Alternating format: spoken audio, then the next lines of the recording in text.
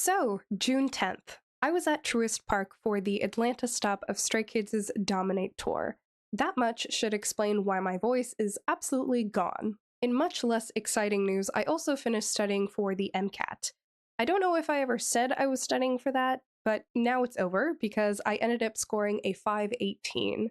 So that means I can finally rejoin society and start posting again. And what better way to start posting than to talk about the first time I touched grass in 6 months? So, in short, this video is just going to be a quick review or kind of reflection of my experience watching Stray Kids for the second time ever. First things first, I want to shout out my brother for being a real one.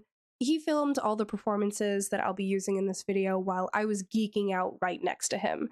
He's a fan of Stray Kids too, but not nearly as Delulu, so he was actually able to keep his hands still, even in front of Singman. Truly, the strongest soldier of us all. Anyway, I'm the kind of person who eats their vegetables before getting to the good part of a meal, so in that spirit, I want to talk about the bad before I start praising Stray Kids for existing. To be clear, the bad had nothing to do with the members themselves, and honestly, if you went to the Atlanta date, you probably already know what I'm about to say. The North American leg of the Dominate Tour has been questionable, to say the least.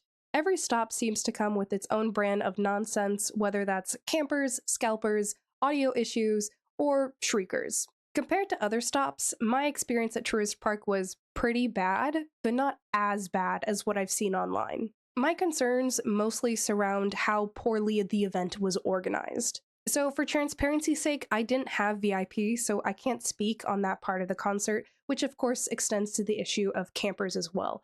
I didn't notice anything, and I haven't seen any posts about it, so maybe it wasn't an issue, or maybe they weren't actually honored in this instance. I know that there was definitely an issue at other venues where they said they wouldn't honor campers, but then they ended up doing it anyway. Maybe that wasn't the case this time. I'm hoping for it. But regardless, I can't really speak on that aspect of it. So in short, I got to the venue around 5:45, which was 15 minutes after the doors opened.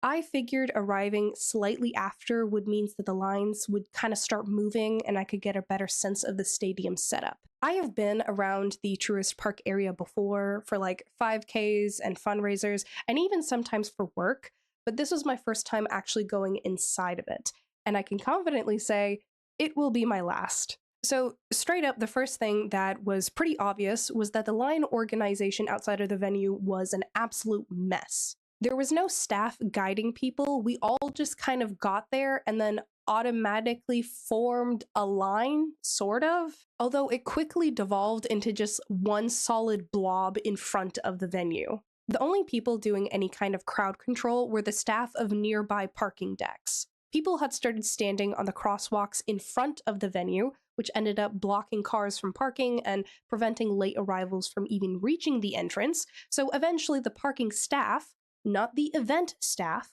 started shouting instructions just to get traffic moving again, which was helpful, but also not their job. On the off chance I did interact with someone who was Truist Park staff, they barely knew what was going on. They couldn't tell me where different lines were supposed to be, where to enter, or even confirmed whether the doors had actually opened at 5:30 like they were supposed to. Because of the lack of communications, the people around me actually started chanting, "Let us in." I wish I recorded it at the time, but I didn't think to make a video of this, so you'll just have to take my word for it. Now, Truist Park has two main entrances. That is the third base gate and the first base gate. From what I've seen online, the first base gate actually didn't have that many issues. All of them surround the third base gate, which is actually where I was. So from the main entrance, the line, or lines, technically two, extended all the way back towards the road, towards traffic. One that was going off of the staircase, and the other one that extended all the way back to the Truist Park Bridge, which hangs over the traffic. Now, that wouldn't really be a super huge issue. I know that from other events and stuff that I've kind of been in the area for, that usually lines tend to go over there. That's kind of what it's for.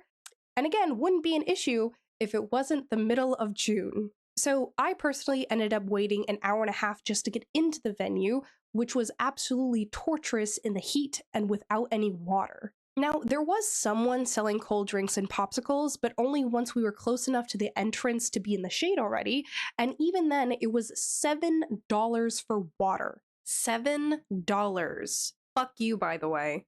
I will literally pass out from heat exhaustion before I paid that, and I damn near almost did. And also, just for clarity's sake, once you get inside, the drinks are actually cheaper. So yes, I eventually did get some fluids in my system, but to the man charging $7 for a bottle of water outside, you will not know peace. From what I've been seeing online, there were still people stuck outside by 7:30 when the concert was supposed to start.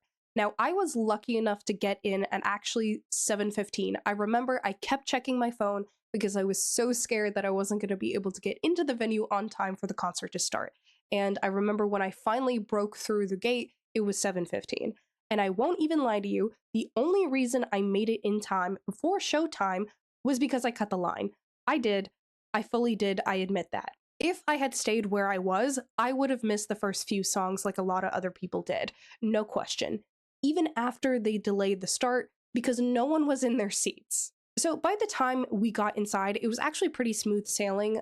We grabbed food, we checked out the merchandise and sat down, probably like 7:25 or something like that. And even by 7:30, 5 minutes later, the stadium was not even half full. I could even tell just sitting there that most of the people who were supposed to be there were outside. The capacity of the stadium, by the way, is 41,000. Like I said, they ended up delaying the show by about 20 minutes. I again checked my phone and it started at like 7:50. By then, a lot more people had made it inside. Even then, I could tell that there were still a bunch of people outside based on the empty seats. Now, this is where we get to the part where I think this is why it happened. First of all, there wasn't any really good organization, like I said before, but also, once I had gotten close enough through the line to the front entrance, I was able to see that there were actually 4 gates. There were 4 security checks available there, but they were only using 2 of them. Again, I can't speak for the first base entrance. Maybe it was different there, but at ours, they were basically operating at half capacity. The other 2 gates were marked for VIP only, which you could tell from the signage. But by the time I got there, again, 5:45, VIP had long since been let in. There was absolutely no reason to not let those additional gates be for general entry at 5:30 when the doors opened. Instead, they waited until like 7-ish, maybe 6:45 or something like that, when it was very clear that there was no way everyone was going to get in on time. Only then did they start using all 4 gates. And truly, I cannot conceptualize why that was the case. Like, you had the solution to the problem right in front of you, and you didn't use it for an hour and a half. Again, once I was inside, it was pretty smooth sailing. Finding seats was easy. The staff inside of the venue was much more helpful. Once the concert kicked off, I could finally forget about the mess that had happened outside. Like I mentioned earlier, I was definitely luckier than a lot of people I've seen online, and that's mostly because I was in a section that wasn't completely overrun by people who don't understand basic concert etiquette. There was a singular shrieker in our section, I think, but she only broke out maybe 3 times during the whole show, which, based on the other stuff that I've seen, was a blessing. Other than that, our section 118, by the way, seemed pretty chill. Of course, nothing can ever go completely smoothly. During the encore, when Stray Kids come out on the carts to kind of interact closer with the audience, our section turned into chaos. Because we were arguably the closest on the ground floor, especially when they got on the carts, they come like super close in our section.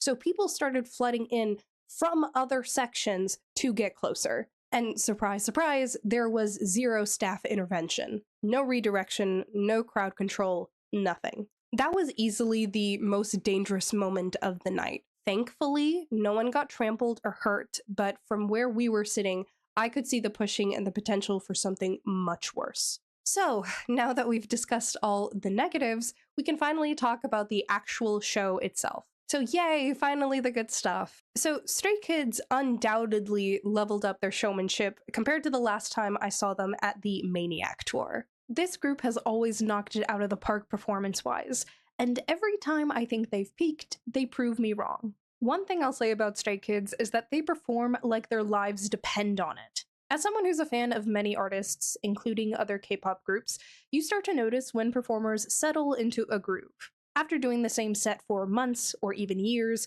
things can start to feel a little formulaic, a little dull. And that's not a dig. It's to be expected. If you've done the same routine 100 times for years on end, you're not going to hit it with the same enthusiasm you had at the beginning. But when Stray Kids hit the stage, they put on a motherfucking show. They know how to hype up a crowd, and they know how to rework songs we've heard 100 times to make them feel brand new again. This is especially true for their title tracks. I think I mentioned this in my Spotify Wrapped video. If I'm not mistaken, I hope I'm not. But Stray Kids music is meant to be experienced live.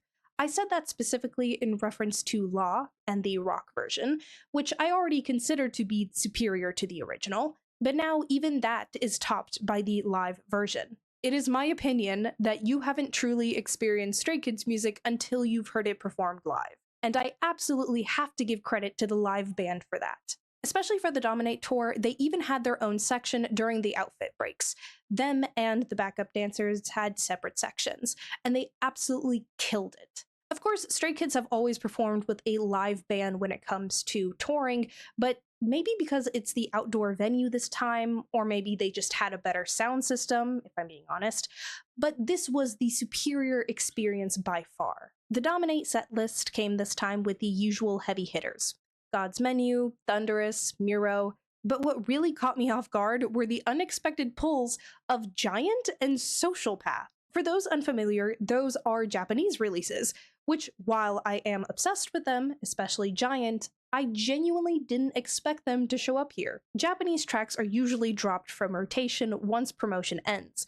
That's kind of true of all K-pop groups I'm familiar with. So to see them resurrected for the North American leg was wild and also deeply appreciated. Like I said, I'm absolutely obsessed with Giant. It just scratches a certain part of my head that I just can't get enough of. To be fair, I went into this concert spoiler free.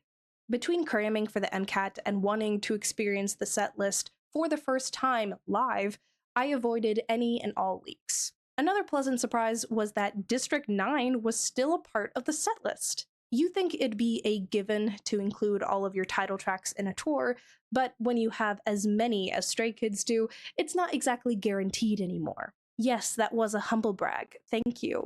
Another curveball was Jam. Again, I don't know how many times I can say this, love that song to bits, but it is chaotic and disorienting, and kind of a sensory overload. It's definitely not the type of track I expected to make the cut. I figured that they would lean into safer crowd pleasers like Domino and Top Line, which of course they did have on the setlist. I wasn't that bad at predicting the setlist, but I was under the impression that the whole of it would be like that.